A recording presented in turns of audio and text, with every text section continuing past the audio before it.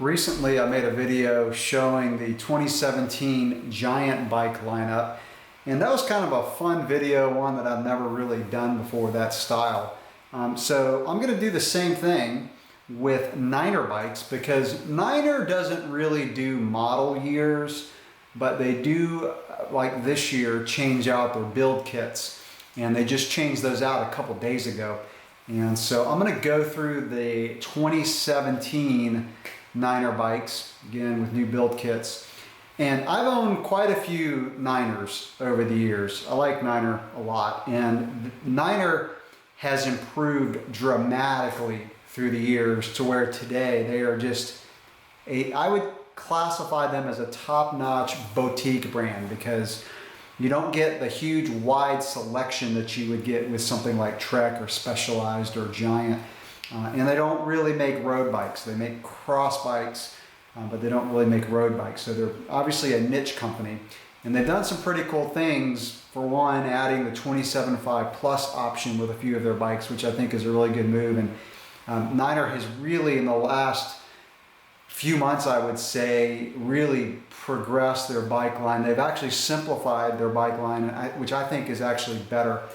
These are the Niners I've owned over the years. I've had a Jet 9 RDO, which I had a 120 millimeter Talus fork on it. I've had a Rip 9, which has changed, by the way, a lot since I've had that, and I'll comment when I go through that. I've had an Air 9 carbon hardtail. I've had a Sur 9, which I built as a single speed. That's their steel frame. I've had a BSB 9 RDO, which is their cyclocross bike. I've had an RLT9, an RLT9 steel, and my wife rides an EMD9, which is their kind of lower end aluminum hardtail, which is still a really good bike. But let's look at the website and we'll talk about them. Okay, so like I said, looking at Niner's website, just go through the bikes here. Now, what's cool about this is, I said Niner's kind of moving in I think a good direction, and that is they've simplified their lineup. And really, I think just today or yesterday, they even added some descriptions to show you the different amounts of travel that you get on some of the bikes. So the Rip 9 we'll start with first, and the Rip 9 replaces, in my opinion, the WF09. So I mentioned that I had owned a Rip 9 quite a while ago, and it had 120 millimeter travel up front, and I think something like 110 in the back. So this is a whole different animal. And that, by the way, the one that I had was an aluminum, and I don't think they even made a carbon Rip 9. That was a good 4 years ago or so. So they have completely changed the Rip 9 and replaces the WF09. And Niner has some pretty cool acronyms that they use. So Rip 9 stands for Roll in Peace. WFO is Wide, Full, Open, or you could maybe substitute another word in there if you wanted to. So the Rip 9, 150 millimeters of travel on a 29er. That's a kicking bike. That's a big bike. Probably not one I would recommend for a short rider. For 29-inch wheels and 150 mil travel, that's going to be a big bike for someone who's not so tall. I'm not going to go like really heavily into the component specs and all that. But we'll start just kind of looking at the build kits. And I said a few days ago, Niner has completely changed their build kits. And when we get to the RKT, I'll show you what I think was a really, really good change that they made on the RKT. Looking at the Rip, now I said that Niner is more a boutique brand, and this is why. I mean, the cheapest RKT you can get is $4,700. This is by no means an entry-level bike. This is someone who knows what they want. They're going to invest, and it's going to be a bike that's going to last a long time. Now, just recently, this year, in 2016, Niner has, I think, made a very positive move in the fact that they are now offering 27.5 Plus bikes, which is really picking up steam. You cannot neglect 27.5 in the longer travel. And I'm glad Niner has kind of jumped on board. They don't have a normal 27.5. It's a 27.5 Plus. Will we see Niner come out with regular 27.5 in the future? I don't know. But this is a really good move that they're offering the 27.5 plus. So as most of you know out there, 29 and 27.5 plus pretty much they can use the same frame if the frame is wide enough to handle the wider 27.5 plus tires, because the actual height of the tire is about the same. I mean, 27.5 plus tires are so big. They're 3 inches wide and taller, so they're almost as tall as a 29. So these bikes, you can do both, which is awesome. And a lot of bike companies are going that route. So you can substitute, you can literally change out the wheels. You can buy the 27.5 plus bike and put in a 29 wheel if you want to. Personally, I've actually never even ridden a 27.5 plus. I think that's going to change soon, hopefully. So I can't really give my comment. But what I'm reading is very interesting. I mean, there are guys who have done tests on 27.5 plus and 29, and they were literally faster on a 27.5 plus on a kind of a downhill type section. I don't think going uphill you're going to be faster. I think you're definitely going to be faster on a regular 29. But coming down where you're cornering hard, ton of grip with a 27.5 plus. So the top one here, $9,800. There's not a lot of people that can really fork out $9,800 for a mountain bike, but it's an awesome bike. It's got the new SRAM Eagle, which is a 1x in the front and 12 in the back. I've used the SRAM Eagle before, and I'm sorry, I haven't used it. I've seen it. I've held the cassette, and it is a massive cassette. I kind of have my own opinions because that big, huge ring in the back, which is a 50-tooth chain ring in the back. You can see it here under the cassette.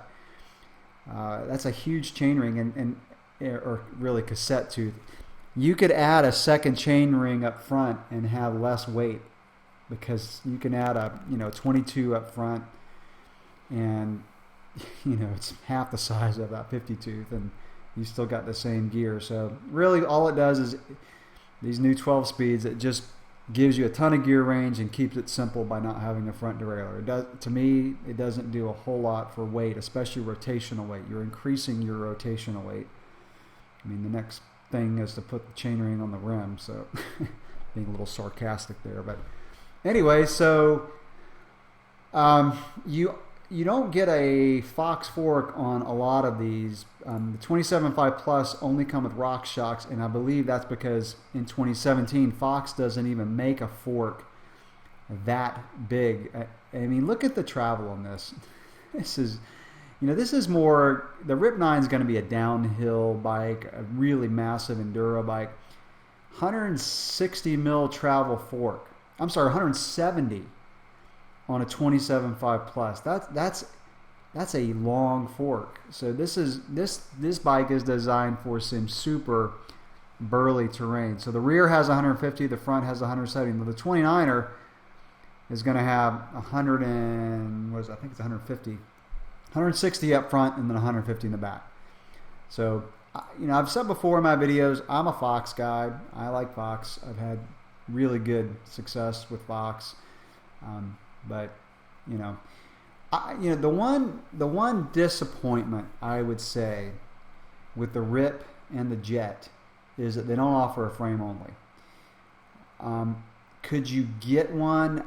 I would imagine, don't quote me on that, but I would imagine if you asked your local bike shop to order the frame from Niner, you probably could, but they don't offer it in the regular lineup, which I kind of think they should. Also, I don't really have a strong opinion either way about this, but for the Rip and the Jet, you cannot get an aluminum frame. They're all carbon.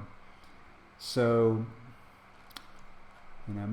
maybe some people would be able to more easily afford an aluminum frame only and build it up. So that that's probably my only complaint in the lineup. So that is the Rip 9 for 2017. Now let's go over and look at the Jet 9. I think the Jet 9 is probably going to be the bike for the majority of mountain bikers out there who aren't seriously into racing.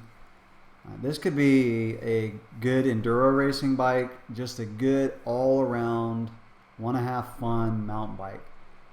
Now, until I can throw a leg over a 27.5 Plus, I can't really sit here and tell you which one. But I do like that the top ones come with Fox forks. Once you get down to the 3-star build, which is the XT build, you get RockShox. Now, personally, if I were going to get one of these, I would go for the 4-star build. That's a heck of a lot of money. I mean, if you would have said 15 years ago that mountain bikes are going to cost $8,500 or even up to $9,500, you would have been thought of as being absolutely crazy. But here we go, 2017. So again, this is an investment, but it's probably a bike that you're going to hold on for a long period of time, and you're going to have a lot of fun on it. So looking at the build, it's kind of the same as the Rip. I mean, the least expensive one you get, the 2-star SLX, is $4,800. Now, SLX is really solid. I would have absolutely no hesitations going with SLX for my bike. I've had SLX on some trail bikes, and it works to me just as well as XT. Maybe over a very long period of time, it may not be quite as durable as XT, but it's maybe a tad heavier, but just a really good solid group. So you can get into one of these for $4,800. As a second bike, I would probably go try to get XT with a Fox fork, or SLX with a Fox fork. So like I said, that 4-star build is nice, a little pricey. So jumping down, there's a pretty good price jump between the 3-star and the 4-star. If you could get this 3-star with a Fox fork, that would be a really good option. Now, I didn't really mention this on the Rip. The build kits are really similar, but you are getting some carbon wheels on some of these. So let's look at the wheels. So this one is actually the $5,500 bike is a Stans Arch, which is a decent wheel. But like I've said in some of my other videos, once you go with a carbon rim, it's really difficult to go back to aluminum. So this build, the $8,500 4-star build, the wheel is an Envy carbon. I mean, Envy, those, that's a lot of the price jump, because that's a really sweet wheel set. So it still has XT, but you're getting up into a Fox fork and Envy wheels. So that's the Jet, and like I said, I think the Jet is probably going to be the mountain bike for the majority of trail riders out there. The Rip 9, I think, is going to be too much travel, too much bike to carry around if you're just all around trail riding. If you really focus on descending, I mean, you just absolutely live for the descents. You wear a full face helmet, you wear body armor. The Rip 9 is probably going to be your bike. But for those who just ride around with a typical mountain bike helmet and baggy shorts, the Jet 9 is going to be your bike. Now let's look at what's a new bike for Niner, and that's the RKT9. So Niner has gotten rid of they had the Jet 9 Carbon and the Jet 9 RDO. They've gotten rid of the Jet 9 Carbon, which is a lower end carbon than the Jet 9 RDO. Since the Jet 9 RDO is now more of a trail bike, they had to fill in their lineup with a race bike, and they've done an awesome job. And I'll just kind of give a little hint here that I'm making a change in my cross-country bike coming up. And you guys know that I have been on the Giant Anthem for several years. You might be looking at my new bike. That's all I'll say. But stick around to my channel if you want to start to see some in-depth reviews on the RKT9. I test rode this. I made a video on it. I compared it to my Anthem. This is the first full suspension 29er that has been agile enough for my local trails, which require a lot of braking and accelerating because of the number of turns that we have. I loved riding this bike, and I loved riding my Giant Anthem 27.5, but this bike was sweet too. And I told you in my videos I could flip a coin and go with either one. So I may take a gamble here on this one because it's a good bike. So the chainstays are a lot shorter on this bike. If you look at the geometry on this, the chainstays on the new RKT9 are 17.3. That's short for a 29er. And I've mentioned this in my other videos, but the shorter the chainstays, the more agile the bike's going to be. The more, when you go into a corner, the rear end just feels a lot more controllable. It feels like it's turning with the bike instead of you're fighting it. So, and that's exactly what I felt when I test rode the bike.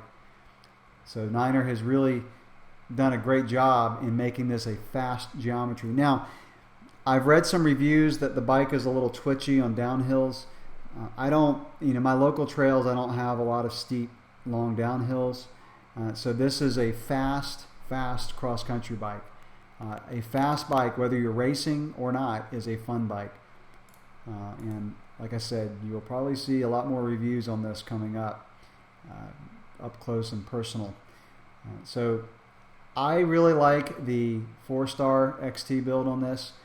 And what's really cool with this, last year the middle of the road bike 4-star, 3-star builds came with Stan's Arch wheels, which I didn't feel like it was a good spec for this bike. The Stan's Arch is more of a trail wheel set. It's a little heavy. I actually would have gone with a Crest.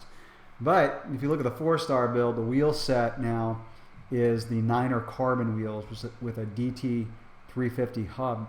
So that's a really good move. And the move I think is the best is they're now putting the Fox step cast. So this right here, the SC factory stands for step cast. That is Fox's new fork, which has lightened up their forks like half a pound. So that's a really good move. What's not, it's okay, but the fact that they put a Fox DPS rear shock with the remote, I would go for without the remote. On my Anthem 27.5, I have this shock, and I just leave it in the middle setting all the time. I've never needed to adjust it really. I've never really ridden a rear shock with the remote, so maybe after 6 months, and I know I'm getting ahead of myself, but maybe after 6 months of riding it, I will like the remote and I'll use it a lot. I'm definitely going to acknowledge that it's there and use it and see how I like using it. So we'll see. This is a really solid spec, Shimano XT, kind of through and through with a race face crank. It's a really great component spec. It's expensive. $6,500. It's not cheap, but it's a carbon frame with the Fox step cast. Be interesting to see how much this weighs. I'm going to take a guess and say it's going to be about 23 pounds. But we'll see.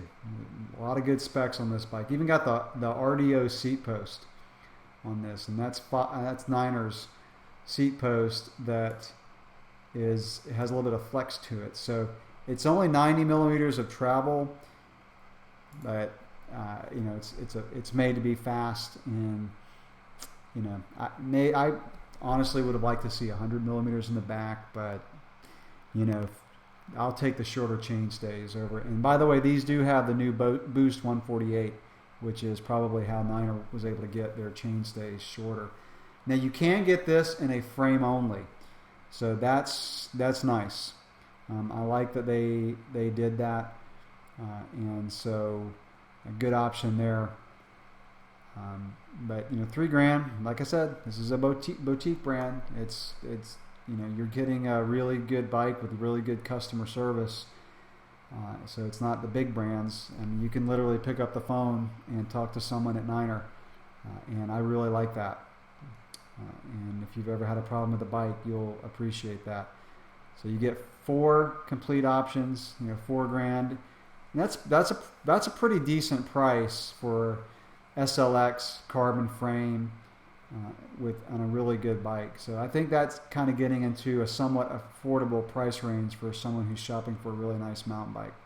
So that is the Niner RKT9 RDO, which again I think is going to be a really good option for someone who wants a fast 29er. So looking at a few of the other options, you'll see that they have the Air 9 RDO. That is, they changed the Air 9. It used to be the Air 9 Carbon, and now it's the Air 9 RDO, which is a lighter carbon. It's a little bit more compliant carbon from what I've heard, which is good. I had the Air 9 Carbon a few years ago, and it was a stiff bike. I mean, laterally the thing was just awesome. A little too harsh for me, but I've heard this new Air 9 RDO is more compliant. So that's going to be a really good hardtail option, and we'll just take a quick peek at it. I'm not going to go too heavily into this one. You can get this as a frame only. $2,000 is pretty decent for a high-end carbon 29er. And so the build kits, really good choice on these. Let's go the 4-star build. So you do get the new step cast fork. That's going to be a light bike. The 4-star build. And of course, the 5-star is going to be even lighter. You get the SRAM Eagle. If it were me, I'd go Shimano. I'm a Shimano guy. I'm a Fox guy, so I like that 4-star build. And so that's going to be a really great race bike. Looking at a few more here, if you're wanting kind of a budget hardtail, the EMD9 is great. Like I said, my wife has one of these, and this they only offer in one option. So this is just someone who's wanting to get on a Niner, and you can $1,350. It's a good deal. They used to have this and a few more build options, I believe. But this is Deore is kind of a lower end, so it's not going to be that light. It's going to be pretty durable. But if you just want to get into riding and don't want to drop a ton of money on a mountain bike, this would be your bike. So that's a good solid build for $1,350. Just if you're getting into the bike industry or getting into biking, just take my word for it that Deore is going to be a really solid component group. The wheel set is Niner's own aluminum alloy wheel, so it's pretty decent. Like I said, it's a really good price for getting on a really good hardtail. And then you get into your gravel bikes. So I'm not going to really go too heavily into these. They haven't really changed these a whole lot. They have changed the build. So let's just real quick look at one of my favorite bikes, the Niner RLT9 Steel. So you can get this as a frame only. The highest end build kit is now the 4-star Ultegra, and the wheels you get Niner cyclocross carbon wheels. Great wheel and a great component group. Ultegra hydraulic disc brakes, just solid. $4,400 is a really decent price for that. And here, like I said, here's the frame. You can get the frame for $1,500. So they've got you can have $2,500. This Apex. I am not really much of a SRAM guy for road. They shift differently. I've been using Shimano for so many years. That's why I'd go with the Shimano. But they do have 2 build kits with SRAM. So SRAM Rival and SRAM Apex, depending on your budget. Then there's the RLT9 aluminum. So the RLT9 steel is obviously steel, and just the regular RLT9 is an aluminum bike. I've owned one of these. It's a good solid bike. I prefer the steel just because of the compliancy.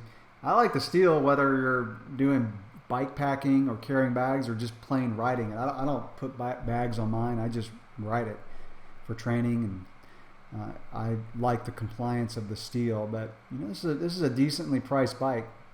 A little over $1,000. You can get a frame with a carbon fork. The build kits are pretty much the same that you saw on the RLT9 steel, so we won't really look too much at the build kits. That's the regular RLT9. Now, if you want to get into a really decently priced RLT9, they only have one option here, but man, $1,500 for a gravel bike with disc brakes. This is a good choice for someone who just wants to get into gravel riding, doesn't want to drop a ton of money on a bike. That's a great price. So, Niner has their boutique, $9,800 Rip 9, but they also offer a really, really good priced gravel bike. And then you've got the cyclocross bike, the BSB 9 RDO. I've owned one of these. Great frame. It's a stiff frame. It's light. It's super fast. It's probably a little too stiff for super long gravel rides, but Rebecca Rusch raced this in the DK 200, so she did 200 miles on gravel, so it can be done if you want to do it. But this is a cyclocross race bike, really, really good race bike. We won't really go too heavily into the builds. Now, what's interesting actually is they used to offer this in a Di2 version, and now they only offer the regular Ultegra mechanical, which I don't think is a big deal. I've used Di2. I've used mechanical. I like the hydraulic brakes with the mechanical shifters a lot, and so if I were to ever get one of these again, I would go for the 4-star build. So that's a great bike, and I may end up on one of these again. So finally, what's really interesting now is the Sur 9 and Ross 9 are only offered as frames. So Sur 9 is their steel hardtail frame. I've owned one of these. It is a phenomenal bike. If you're building up a single speed, the Sur 9 is a great choice, one that I would recommend. So let's click over here on the Sur 9. Like I said, I had this as a single speed. I loved it. I had to sell it because my wife was going back to school and I did not want to go into debt. So this was the one that went. I still miss it, but at least I sold it to a good friend of mine, so he's really enjoying it. But yeah, it's got the eccentric bottom bracket, so you can make it a single speed or you can make it a geared bike. Really good solid frame. If I were just going to build up a hardtail, I would go with this Sur 9. And then finally, the Ross 9 is not a bike that I know a whole lot about, but it's an interesting type option in the fact that it's got a long travel fork on it. Or you can put it. It's made for that. Obviously, they don't sell it as a complete bike. Like I said, it's an interesting move. I don't work for Niner, so I haven't done market research. My guess is that just looking at sales and trimming the fat, probably Niner said that the Sur 9 and the Ross 9 are going to do better as frame only. So you can put a chain guide on this guy. You can put a long fork. So here in the picture, you got a Fox 34. This is going to be a unique bike, not a bike for just the all-around rider. I don't think. I think if you were going to go with a frame, you'd probably go with the Sur 9. But if you want a hardtail with a longer travel fork, that's a 29er. I want to ride one of these because this just looks like a fun bike to ride. Really cool for $900. That's a great deal for a frame, for a steel frame. Ross stands for ride over stuff, or another word if you want to substitute it in there. So it's just made to roll over. A long travel fork on a 29er and a hardtail, it is going to roll over stuff. So, that's going to wrap it up for this little kind of overview of the 2017 Niner bike lineup. Like I said in the beginning of the video, I think Niner has done a really good job simplifying their lineup. So there's not the paralysis of analysis that some people may get if they look at just a ton of options. You know what you want. You want a enduro, just kill it on the downhill bike, the Rip. You got the Jet for your trail bike, your RKT for your cross country. I like the way they have these grouped. It's just really easy to go in there and pick out what kind of bike you need. So that will do it. As always, if you have any questions or comment about this video, just leave it below and I'll try to get to it. Thanks for watching.